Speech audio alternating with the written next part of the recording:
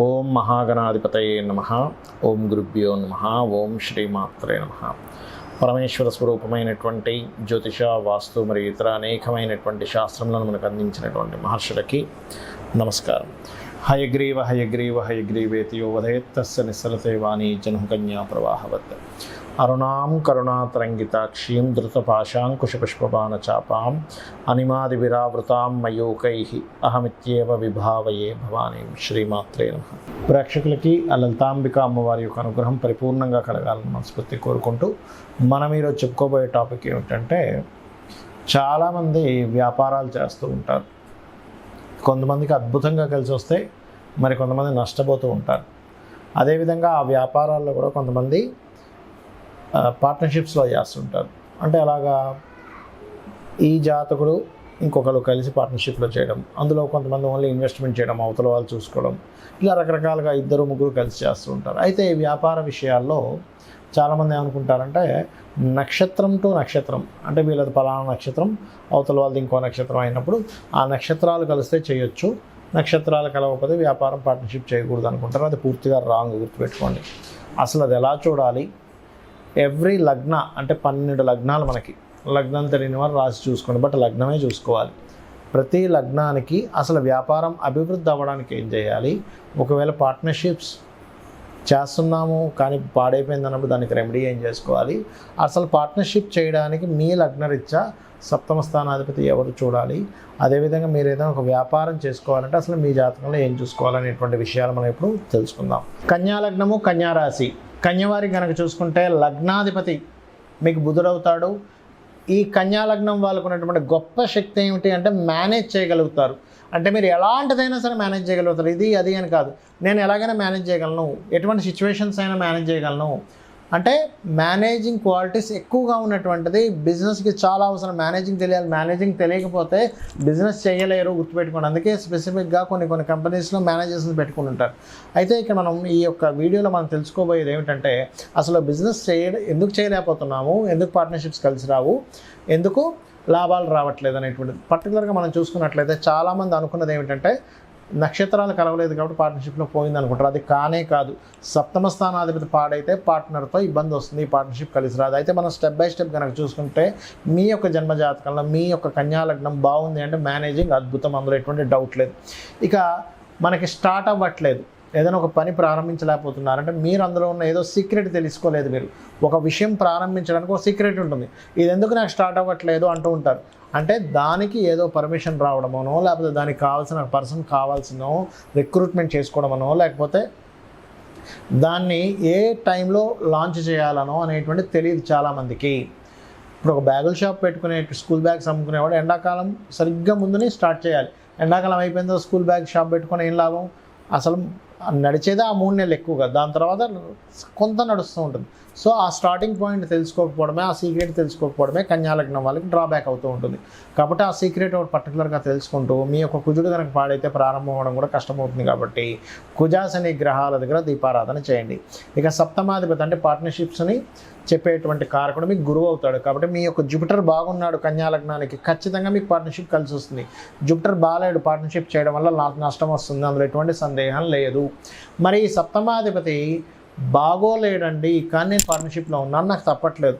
Because of నేను అట్లా కలిసిపోయాం, నాకు మంచి ఫ్రెండ్ అయ్యాడు, నేను డబ్బులు పెడతా అన్నాడు, ఆయన బిజినెస్ రన్ చేస్తున్నాడు, లేకపోతే ఆయన డబ్బులు పెడతాను అన్నాడు, మనీ ఆయన ఇన్వెస్ట్మెంట్ చేశాడు, నేను రన్ చేస్తున్నాను. కాకపోతే కొంత దూరం వెళ్ళిపోయింది, బట్ పార్ట్నర్షిప్ మాకు బాగాలేదని తెలిసింది. ఏం చేయాలి? దత్తాత్రేయుడు ఆరాధన చేయడము, దుర్గా ఆరాధన చేయడం చేయాలి. కన్యా లగ్నం వారు అప్పుడు కలిసి వస్తుంది. ఇక ఆఖరిగా చంద్రుడు లాభాధిపతి. అంటే మీకు ఎలా ఉంటుందంటే, క్షీణచంద్రుడు పూర్ణచంద్రుడు లాగే కన్యా లగ్నం వరకు ఒకసారి అద్భుతమైన రైజ్ డౌన్ అవుతుంటుంది. డౌన్ఫాల్ అవుతున్నప్పుడు దీనికి పర్టికులర్గా ఏమిటంటే, రోజు మెడిటేషన్ చేయడం ఒకటి, పాలని కానీ పెరుగుని కానీ చక్కెరని కానీ వీటిని శివాలయంలో అభిషేకం కోసం ఇవ్వడము, లేదా గోవుకి ముల్లంగి తినిపించడం చేస్తూ రాజరాజేశ్వరి అమ్మవారి యొక్క అష్టోత్తరం చదువుకుంటూ అందులో లలితాసహస్రనామాల్లో ఓం ఇంద్రగోప పరిక్షిప్త స్మరతూనా భజంగికాయై నమః అనే నామస్మరణ వ్యాపారాల్లో అద్భుతమైనటువంటి లాభాలకు తీసుకెళ్తుంది. అసలు ఒక వ్యాపారం కలిసి రావాలి అంటే స్టెప్ బై స్టెప్ నేను మీకు కొన్ని విషయాలు చెప్తాను. అంటే నేను చూసిన అనేక వందల వేల జాతకాలు, అనేక మందితో మాట్లాడి అనేక వ్యాపార సంబంధించిన అనుభవాలతో చెప్తున్నటువంటి అంశం గుర్తుపెట్టుకోండి. పాయింట్ నెంబర్ 1, మీకు ఇంట్రెస్ట్ ఉన్న వ్యాపారం చేయాలని రూల్ లేదు. మీకు అనుభవం ఉన్న వ్యాపారం చేయాలి. ఎప్పుడైనా గుర్తుపెట్టుకోండి, ఇంట్రెస్ట్ వేరు, అనుభవం వేరు. ఇంట్రెస్ట్ ఉందండి, ఫైన్, దానిలో కూడా రాణించవచ్చు, కాబట్టి దానికి ఎంత కష్టపడాలనేది ఒక క్యాలిక్యులేషన్ చేయాలి. ఇక్కడ ఒక వ్యాపారం మనం ప్రారంభించేటప్పుడు ఆల్రెడీ డిమాండ్ ఉన్న వ్యాపారం మనం చేస్తున్నామా, డిమాండ్ని క్రియేట్ చేస్తున్నామా? అంటే చిన్న ఎగ్జాంపుల్ చెప్తా. డిమాండ్ ఉన్న వ్యాపారం అంటే ఏమిటి? ఇప్పుడు స్కూల్స్ స్టార్ట్ అవుతాయి, నెక్స్ట్ స్కూల్ బ్యాగ్స్ అమ్మడం నుంచి డిమాండ్ ఉన్న వ్యాపారం. మనకు మొన్న కోవిడ్ వచ్చింది, ఆ టైంలో మాస్కులు బాగా అమ్ముడుపోయాయి. బాగా వర్షం పడుతున్నప్పుడు మిరపకాయ బజ్జీలు ఎవరైనా కొనుక్కుంటారు. బాగా ఎండగా ఉన్నప్పుడు ఈ జ్యూస్ సెంటర్స్ కానీ, చెరుకు రసం బండ్లు కానీ, ఇవన్నీ ఆటోమేటిక్గా అమ్ముడుపోతాయి. దాని గురించి మీరు పెద్దగా పబ్లిసిటీ చేయక్కర్లేదు. మనిషికి అవసరం, అవసరం బట్టి కొనేసుకుంటాడు, అర్జెంట్. ఇప్పుడు బాగా సిటీలో ఆ మధ్య ఒకసారి చూడండి, కోవిడ్ వచ్చినప్పుడు వ్యాక్సిన్స్ సంబంధించినవి, సమ్ ట్యాబ్లెట్స్ సంబంధించినవి, అవి బ్లాక్లో కూడా అమ్మారు. అంటే ఏమిటి? డిమాండ్ ఉన్న వ్యాపారం చేసేటప్పుడు డిమాండ్ ఏది ఉందో దాన్ని తెలుసుకుని వ్యాపారం చేయడం ఒకటి. రెండవది, డిమాండ్ని క్రియేట్ చేసి చేయడం. అంటే ఒక వ్యక్తి ఒక వస్తువును ఒక రకంగా అమ్ముతున్నప్పుడు దాన్ని ఇంకా బాగా తయారు చేసి వేరే వాళ్ళకంటే నాది బాగుందని చూపించుకొని మార్కెట్లోకి వెళ్ళి అమ్మడం. ఈ రెండిట్లో మీరు దేన్ని బాగా చేయగలరు అనేది ఒకసారి ఆలోచించగలగాలి. ఇది పాయింట్ నెంబర్ 1.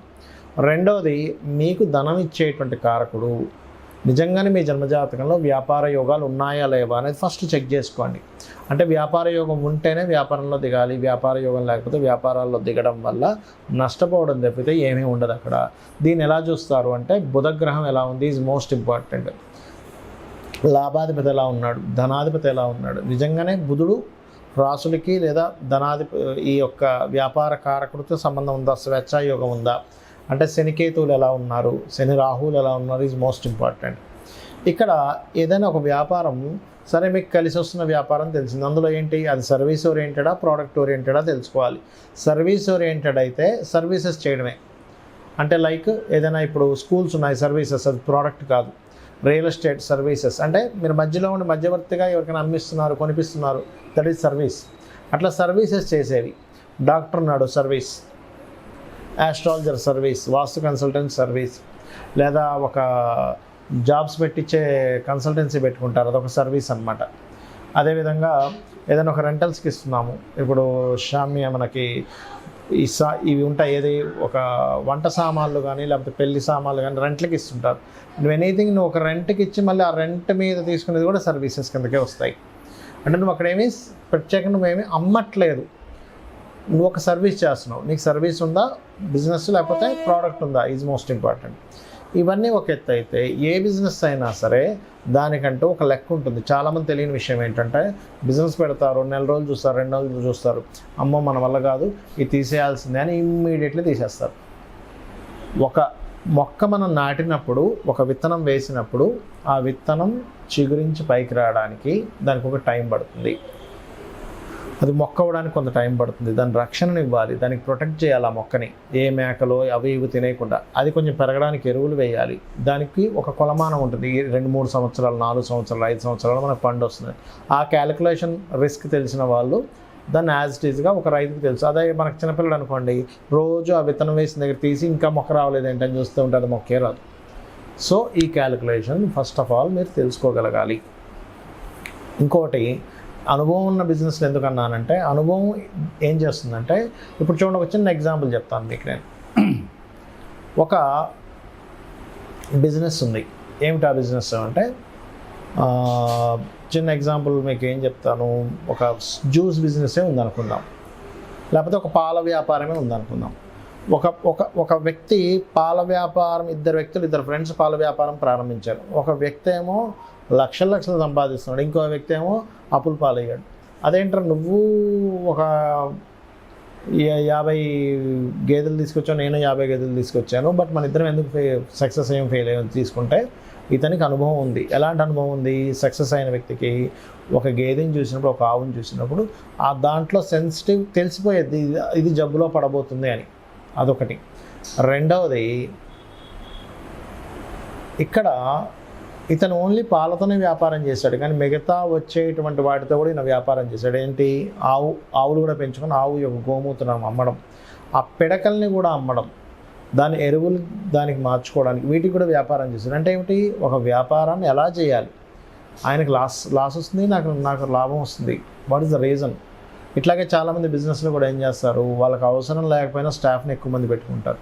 ఆ స్టాఫ్ ఎక్కువ మంది పెట్టుకుని వాళ్ళకి శాలరీస్, ఫస్ట్లో ఎంత స్టాఫ్ కావాలి, నేను ఎంత స్టాఫ్ని రిక్రూట్ చేసుకుంటున్నాను అనేటువంటి స్ట్రాటజీస్ తెలియకపోతే కూడా లాస్ వస్తుంది.